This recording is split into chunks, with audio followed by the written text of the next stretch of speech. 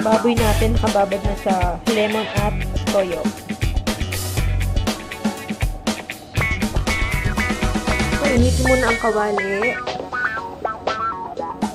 Mainit na siya. Ilagay na ang mantika. Iprito na po natin ng baboy.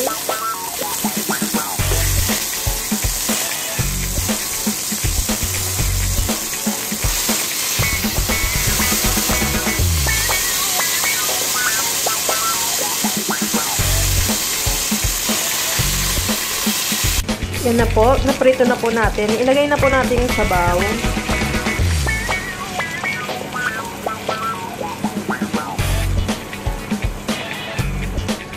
Takpan po muna natin para lumambot yung karne. Puro mga 10 minutes po. Yan po, lagyan po natin ng konting tubig. Hayaan po ulit natin kumulo. Yan po natin na paminta. Gusto ko ng paminta kaya madami yan. Saka konting asin. Ilagay na po natin yung sibuyas.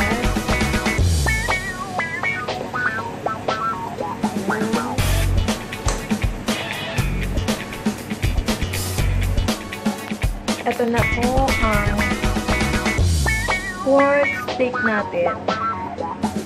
Ayan, pork steak with a twist. Nilagyan ko po ng pritong potato. So, diba?